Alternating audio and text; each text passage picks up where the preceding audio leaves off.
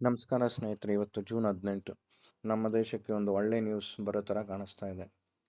ಯಾಕೆ ಅಂದರೆ ನೀವೇ ನೋಡಿ, ಟ್ರೇಡ್ ಎಕನಾಮಿಕ್ಸ್ ಅನ್ನೋ ಟ್ರೇಡಿಂಗ್ ಪ್ಲಾಟ್ಫಾರ್ಮಲ್ಲಿ ನಾನು ಏನು ತೋರಿಸ್ತಾ ಇದ್ದೀನಿ ಅಂದರೆ, ಇವತ್ತು ಕ್ರೂಡ್ ಆಯಿಲ್ $110 ಇದ್ದ ಇವಾಗ ನೋಡಿ $77ಗೆ ಕುಸಿದಿದೆ.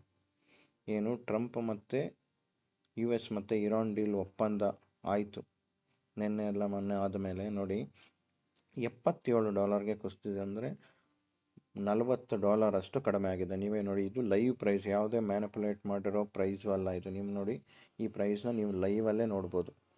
ನಿಮಗೆ ಅನುಮಾನ ಇದ್ದರೆ ಆ ಟ್ರೇಡಿಂಗ್ ಪ್ಲಾಟ್ಫಾರ್ಮಿಗೆ ಹೋದರೆ ನಿಮಗೆ ಕಾಣಿಸುತ್ತೆ ನೋಡಿ. $120 ಇದ್ದಿದ್ದು ಪ್ರೈಸು ಎಲ್ಲಿಗೆ ಬಂದಿದೆ ನೋಡಿ. $110 ಇದ್ದಾಗ, $120 ಇದ್ದಾಗ TV ಚಾನಲ್ ಅವರು ಲಬೋ ಅಂತ ಬಡ್ಕೊಳ್ತಾ ಇದ್ರು, ಇದು ಬ್ರೆಂಟ್ ಕ್ರೂಡ್ ಆಯಿಲ್ ಪ್ರೈಸ್ ಜಾಸ್ತಿ ಆಗಿದೆ, ನಮ್ಮ ಸರ್ಕಾರ ಜಾಸ್ತಿ ಮಾಡಿಲ್ಲ ಅಂತ. ಆದರೆ ಇವಾಗ $120 ನಮಗೆ $74 ಬಂದಿದೆ. ಯಾವುದೇ ನ್ಯೂಸ್ ಚಾನಲ್ ಅವರು ಇದ್ರ ಬಗ್ಗೆ ಮಾತಾಡಲ್ಲ, ದರ ಕಡಿಮೆ ಮಾಡಿ ಅಂತ ಕೇಳಲ್ಲ. ಯಾಕೆ ಹೇಳಿ, ಇವೆಲ್ಲ ಪೇಮೆಂಟ್ ಚಾನಲ್ಗಳು, ಏನೂ ಮಾಡೋಕ್ಕಾಗಲ್ಲ. ನೀವೇ ನೋಡಿ, ಲೈವ್ ಪ್ರೈಸಸ್ ನೋಡ್ತಾ ಇದ್ದಾರೆ ಓಡ್ತಾ ಇರೋದು ನೋಡಿ. ಕ್ರೂಡ್ ಆಯಿಲು 74ರಿಂದ $77 ಬಂದಿದೆ. ಇವಾಗ ನಮಗೆ ಗ್ಯಾಸ್ ಬೆಲೆ $1200 ಏರಿಸಿದ್ದಾರೆ. ಪೆಟ್ರೋಲ್ ಡೀಸೆಲ್ ಬೆಲೆ $20, $10 ಎರಡೂ ಏರಿಸಿದ್ದಾರೆ. ಆದರೆ ಓಕೆ, ಒಪ್ಕೊಳ್ಳೋಣ, ಯುದ್ಧ ಟೈಮ್ ಇತ್ತು, ನೀವು ಏರಿಸಬೇಕಾಗಿತ್ತು, ಏರಿಸಿದ್ದೀರ. ಆದರೆ ಇವಾಗ ಅದರ ಮೇಲೆ ಕ್ರೂಡ್ ಆಯಿಲು ದರ ಕಡಿಮೆ ಆಗಿದೆ. ಸೊ ನೀವು ಜನರಿಗೆ ಅದೇ ಥರ ಅನುಕೂಲ ಮಾಡಿಕೊಡ್ಬೇಕಲ್ಲ ಸರ್.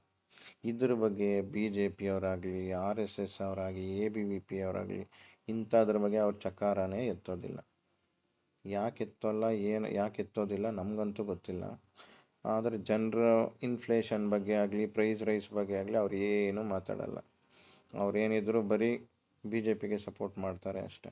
ನೀವೇ ನೋಡಿ, ಸಾರ್ವಜನಿಕರು ನೋಡ್ಬೋದು, ಸಾರ್ವಜನಿಕರು ಪ್ರಶ್ನೆ ಮಾಡಬೇಕು. ಯಾಕಂದರೆ ಯುದ್ಧ ಆದಾಗ ನೀವು ಹೇಳಿದ್ರಿ, ಎಲ್ಲ ಜಾಗತಿಕ ದೇಶದಲ್ಲಿನೂ ಪ್ರೈಸ್ ಜಾಸ್ತಿ ಆಗಿದೆ, ನಾವು ಮಾಡಬೇಕಂತ. ಓಕೆ, TVಯಲ್ಲೆಲ್ಲ ಬಂತು, ಜನ ಒಪ್ಕೊಂಡ್ರು. ಆದರೆ ಇವಾಗ ಕಡಿಮೆ ಆಗಿರೋ ಟೈಮಲ್ಲಿ TV ನ್ಯೂಸ್ ಚಾನಲ್ ಬಿಡಿ, ಅವ್ರು ಪೇಮೆಂಟ್ ಕೊಟ್ಟರೆ ಯಾವ್ದು ಬೇಕೋ ಅದೇ ಹಾಕ್ತಾರೆ, ಬೇರೆದನ್ನ ಹಾಕಲ್ಲ. ಸಾರ್ವಜನಿಕರು ಇದನ್ನು ಕೇಳಬೇಕು. ಜೈ ಹಿಂದ್.